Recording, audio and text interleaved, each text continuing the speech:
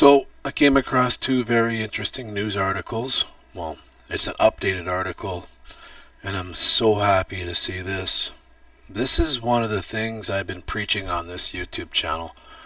This is one of the things I've been saying about cannabis. When you go to our basic human rights, Article 3 of the Declaration of Human Rights says everyone has the right to life, liberty, and the security of a person. Cannabis should never have been prohibited. That's already been established. But now when they start saying, we could have cannabis, to try to put restrictions and limitations, it's just not right. Not right at all. There's an article here that was published yesterday, cbcnews.ca. Patient who uses 100 grams of pot per day granted right to possess a kilogram at a time. I have posted the links to this news article in the description. If any of you guys can let me know if the mic's working and working well, it'd be appreciated. Allan Harris argued his constitutional rights to liberty equality were violated by 150-gram limit.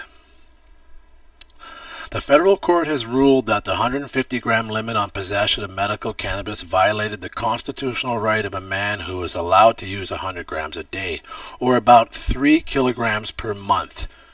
The federal court has granted a medical cannabis patient the right to possess a kilogram of marijuana at a time, ruling that the 150-gram regulatory cap violated his constitutional rights. Allan Harris, who has a doctor's authorization for a daily dose of 100 grams, argued that the 150-gram limit impeded his ability to travel. He said it also cost him dearly financially. The cap prevented him from leaving home for longer than a day and a half at a time, and caused him to pay higher shipping fees for multiple orders of smaller quantities instead of cheaper bulk deliveries. In his ruling issued Friday, Justice Henry Brown said Harris's right has been infringed. In effect, Harris is under a form of home arrest brought about solely because of the inadequate, low, cumulative total possession limit manifesting itself in the circumstances of his particular case, he said. This is my first time reading this, okay? With respect, this is an injustice. The ruling gives Harris an exemption so he can possess a 10-day supply at any given time, which amounts to 1 kilogram.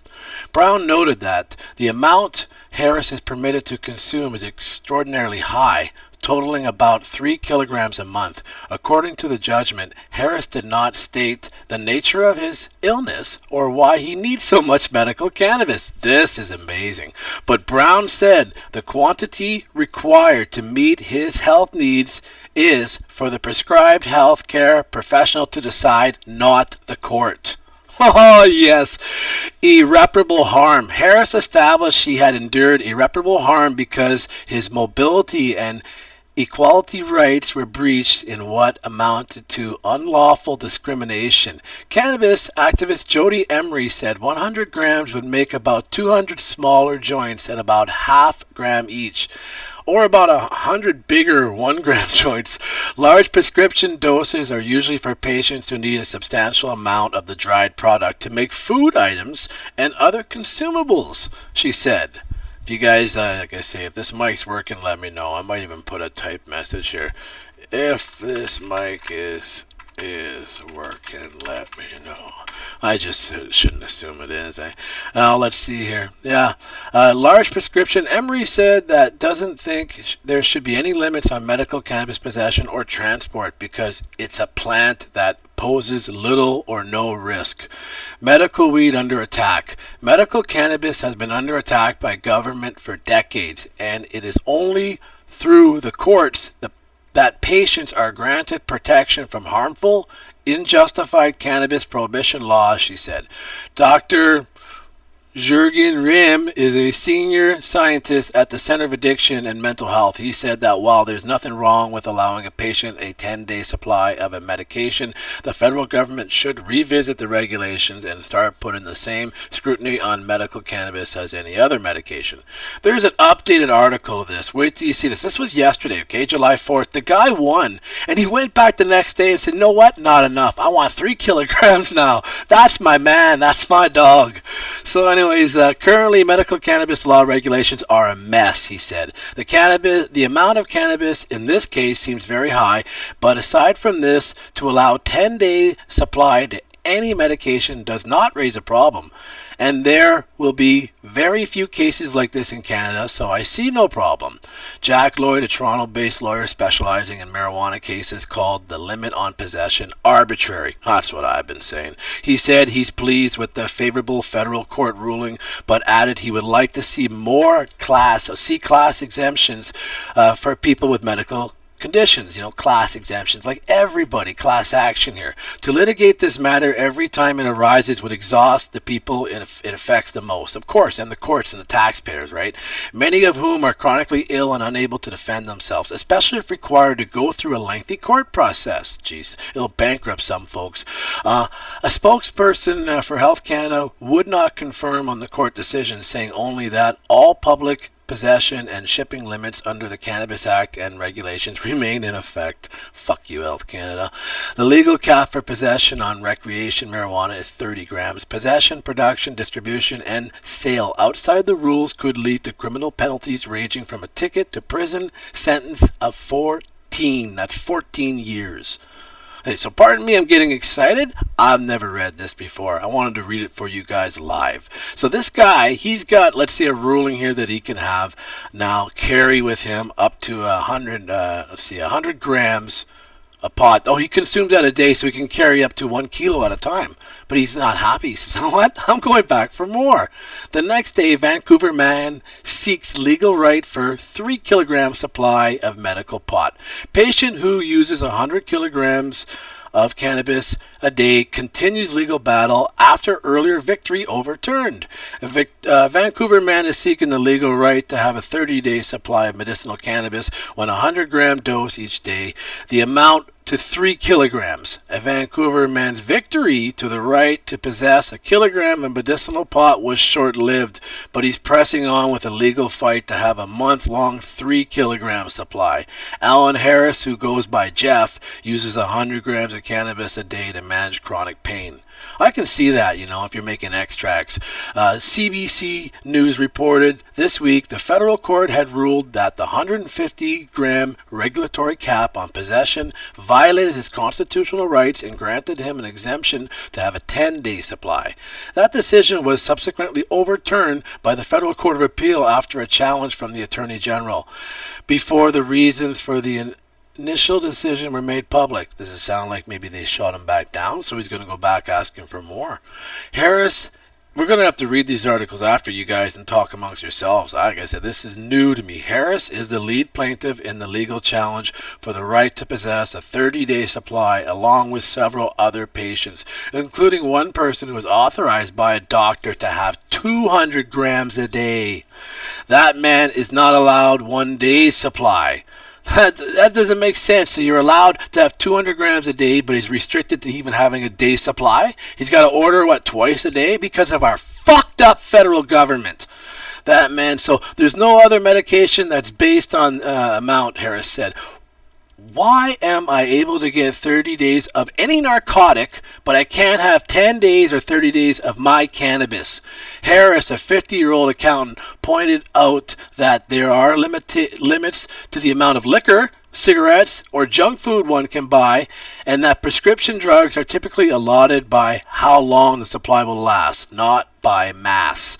I can smoke myself to death, I can eat myself to death, or I can drink myself to death, and the government doesn't do anything about it. No, government doesn't give a fucking shit. They want you to.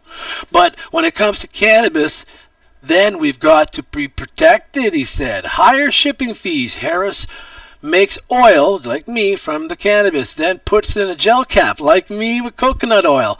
He said he was built up a tolerance after decades of consumption. Oh, I've got a tolerance to the fucking roof. I know what these guys are talking about. If you can take a gram of my oil, you'd be asleep. But for me, taking a gram, that's pretty well nothing. I'm used to it, he said. Harris has a doctor's authorization for a daily dose of 100 grams, argued that a 150-gram limit prevented him from leaving home for longer than a day and a half at a time and caused him to pay higher shipping fees. We already read all this, but they're repeating it, for multiple orders on smaller quantities instead of a cheaper bulk delivery.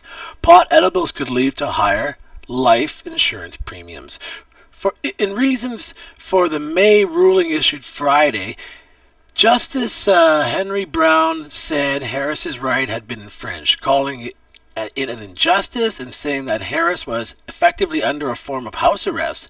In overturning that decision, Federal Court of Appeal Justice David Neer sided with the Crown, ruling that if Harris could find other ways to obtain the medicinal marijuana if he were traveling, vet says to keep paws off pot as cases of marijuana toxicity in dogs increase. These are links to other stories that they have in there.